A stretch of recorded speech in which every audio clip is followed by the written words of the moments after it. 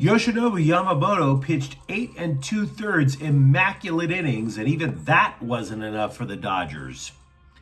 Has USC shown you enough after 2 runaway wins? And UCLA tries to disguise an ugly first half with a rally that falls short. Good morning. I'm James. And this is your daily dose of sports and snark for the greatest sports city in the world, Los Angeles. This is the faithful Angelenos Morning Report. It is September 7th, 2025, broadcasting again from Mini Scrotum, home of the least sexual appealing accent I've ever heard from a woman. You betcha! Seriously, how do you reproduce in this state when the women sound like that? Whoa, don't get me started. Hey, do you like being in the know about LA sports? Well, if you do, clickety-clack the like button. Clickety-clack the subscribe button. There's a notification bell. Hit that. It'll let you know when we drop an update. Sharing is caring. Let people know we exist. And by all means, comment. Now, normally we go very quickly through the scoreboard and give you a lot of news. Today, it's the other way around. We are going to deep dive into the scoreboard because that's where all that's where everything newsworthy was happening. Starting off with Baltimore 4, Dodgers 3. I should say it's rock bottom. It should be rock bottom. I'd love to believe it's rock bottom. Yoshinobu Yamamoto was 1 out away from a no-hitter. The hit he allowed was a solo home run. Dave Roberts pulls him. And then that terrible, gassed bullpen, which doesn't do anything other throw balls right down the middle of the plate, didn't even get that final out. They allowed 3 runs instead to a last place team. They are on a 5-game losing streak now, the Dodgers are, all coming to last place teams. You may be saying it's time for Roberts to call a team meeting, lay down the law, throw a chair, kick a trash can, or a recycling bin. The problem with that? He already did that Saturday. Now, we don't like to overstate things at Faithful Angelenos. We are not into panic porn. We don't like to jerk you into an emotional spasm for clickbait. The Dodgers still lead the division by half a game. They are going to the playoffs, but yesterday reminded me of something. Because history, if you pay attention to it, history will have an ugly, repetitive habit. You just have to wait for it to show up again. Were you around back in 1996? The Dodgers were this close to winning the division. They went into the final weekend with a 2-game lead and got swept by Slime Diego up at Chavez Ravine. Had the Dodgers won just 1 game, the West was there. Now, I bring this up because I'm not interested in Slime Diego winning the division. I'm not predicting Slime Diego is going to win the division, nor do I believe for one solitary moment that they're going to win a world title. Stop it. I'm talking about how both the Dodgers and the Padres were obliterated in the first round of the playoffs.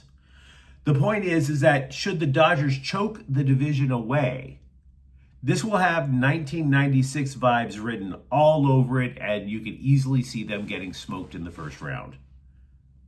Now, this is why the alarm bells are there. Because this team is throwing greatness away, and it is a very stubborn organization. They have the wins, they have a couple of world championships, I get it, but they are still a very stubborn organization. Absolutely addicted to the analytic spreadsheet. They're the ones who insisted that starting pitchers only need to go 5 innings. What do you think gassed out that bullpen? They're the ones who totally don't care how many pitchers have to undergo reconstructive surgery, Mark Pryor. As if there's never going to be a drop-off of talent of results. They're the ones so focused on launch angles and velocity that everybody goes up there looking for a home run every single at bat. At some point in the long term, the Dodgers are going to have to change their approach. In the short term, hopefully the players in that locker room realize just how much they let Yamamoto down, and then they remember they still have a pair. It's just that simple. And then lock in. Enough of the pity party. We all have to go through rough patches in life, and then at some point you sit there and say, I've got to lock in. Straight and simple. The only LA team that posted a win yesterday was USC. And it was a convincing win over an unconvincing Georgia Southern team, 59-20. So they almost scored 3 times as many points as the Georgia Southerners, or whatever the hell the nickname is. We are now starting to get trends on the Trojans. There's one thing we knew was going to happen. They're going to move the ball. We know this is going to happen regardless of the year, regardless of the quarterback. It's Lincoln Riley's way. They are going to move the ball. 749 total yards. Just steamrolled whoever the Georgia Southern Georgians are. Matt Leinart tweeted something during the game. I was telling you to expect this to happen. An early push for Jaden Mayava for the Heisman. Dude threw for 412 yards and 4 touchdowns. Mekhi Lemon caught 2 touchdown passes. Jacoby Lane another. Wayman Jordan rushed for 167 yards. He averaged more than 100 yards a carry. But to repeat, we knew they would move the ball. What I wanted to see yesterday, you see, nobody believed for a moment that Georgia Southern was going to win. This was all about, can we see that fine focus, how driven USC is when they finally get to the meat of the schedule. I wanted to see the defense rise above last week. Not that the defense was horrible last week, but the defense was not locked in. And they're still not locked in. What am I going to tell you? Maybe the defensive play calling is purposefully so vanilla that the Big Ten doesn't know what to expect. But I don't buy that. I think the secondary is suspect. They get mixed up on bunch formations. You put multiple receivers, just line them up next to each other on one side of the line of scrimmage. They run crossing patterns. The secondary lines up. They don't know which way to go. And as a result, Georgia Southern got 2 deep touchdown passes. The defense allowed only 377 yards, which doesn't sound terrible until you remember it's Georgia Southern. It is a Clay Hilton coached football team. I'm not saying somebody decapitated DeAnton Lynn and stapled Alex Grinch's head in place, but the results look that way. If you're a Trojans fan, let me know what you think. And I would be remiss. Any one of these games would have been the top story. You know, there's just so much to talk about with the Dodgers, with USC. And there's damn sure a lot to talk about with UCLA. Look, if you want to be an optimist, you could say, you know what, James? UCLA's offense, they finally put it together in the second half. They're finally starting to put all the pieces in place. But considering how bitter I am after that Dodger game, I am not going to be an optimist. It's not happening. We knew UNLV was eventually going to give up points. We knew it. As it turns out, the 23 points they allowed to UCLA was the season low in points that UNLV allowed all year. It is fair to ask if UCLA is going to be a good football team. Because 0-2 after getting the hell kicked out of you for 6 of those 8 quarters, yeah, it's a fair question to ask. It's fair to ask if Nico Iamaleava is going to be the poster child for why you should not use the transfer portal. I suggested before the game the Bruins had a shot because Iamaleava would be the best player on the field. And I would say, in terms of individual stats, he was the best player on the field, but his line is terrible. The dude gets sacked on consecutive plays in the opening drive. UCLA, therefore, once again, couldn't get off to a good start. UCLA was not ready to play, just like last week against Utah. That's on the coaching staff. There's no other way around it. It is a coaching staff that is not going to have any friends in the press when they need friends in the press, saying, give this program time. But they don't have friends now because head coach Deshaun Foster flexed and threw around muscle that he did not have. The media blackout has created enemies across Southern California for this guy. He doesn't have time anymore. He needs to produce results. Remember, he didn't help himself either after they got steamrolled by Utah in week 1. Foster said the Bruins were close. They fell behind by 23 points in the first half. That is not close, guys. It isn't. No wonder the Rebels took the foot off the gas. You're up by 23 points. Of course you take the foot off the gas. You shouldn't, but it's human nature.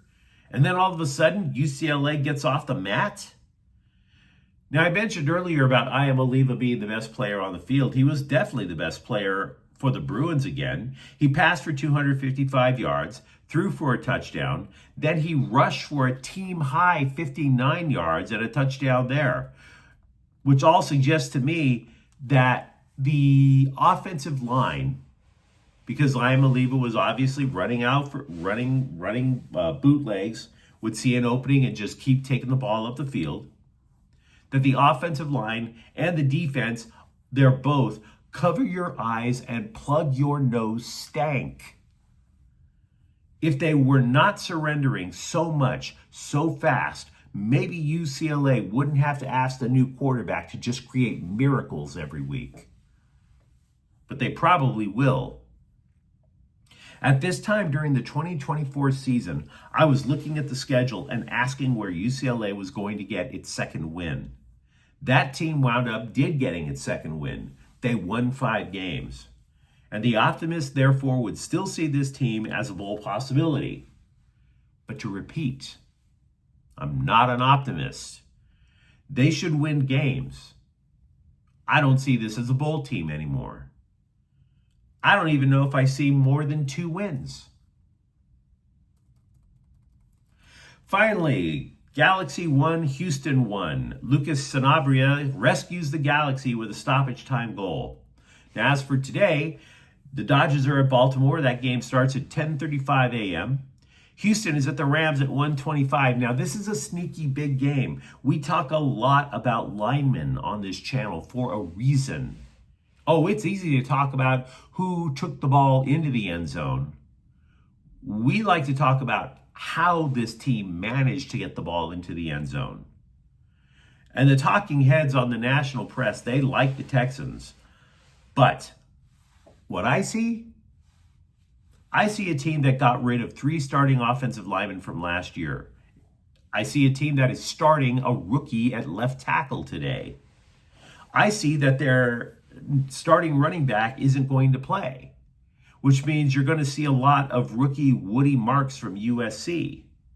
Now, the Texans have a fine defensive line, but in terms of protection, what I'm saying is the key to this game is I like the odds of the Rams getting to CJ Stroud better than I like Houston's odds of getting to Matthew Stafford.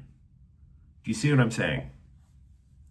I also think the Rams' offense is more diversified. Plus, winning on the road is going to be extremely difficult. So that is why I believe the Rams are going to win today. Dallas is at the Sparks at 3 o'clock. The Sparks, by the way, could get eliminated from playoff contention in the WNBA today. They have only 3 games left in the WNBA season. They are 2 games out of a playoff picture. And if they miss, Kelsey Plum is not going to be the happy camper. And by the way, Angel City FC is going to be at Gotham FC at 2 o'clock. So finally, let's get to the news. Thankfully, there's not much. Dalton Rushing of the Dodgers was placed on the 10-day injured list with a right shin bruise. A CT exam showed no break in the shin, which occurred when he fouled a ball off his own leg. Chucky Robinson got summoned from AAA to provide help at backup catcher. Matt Sauer designated for assignment. And then also with the Dodgers, you might remember Alex Freeland. He got his feet wet. Maybe he got some other areas wet while debuting in the major leagues, but he is back in the minors. The reason the Dodgers needed the spot for catcher Ben Rortvedt. Their current catchers, well, their normal 2 catchers, they love them some bruising. But you let me know what you think in the comments thread. Talk to me, for example. How angry are you about the Dodgers and or UCLA? And has USC shown you enough to think that they're a contender in the Big Ten? If you enjoyed this update, don't forget to subscribe to Faithful Angelenos. We are talking LA sports every single day here. Thank you for watching. I'm James, and we'll be back tomorrow. Faithful Angelenos is a Can Corte El Queso production. Take care.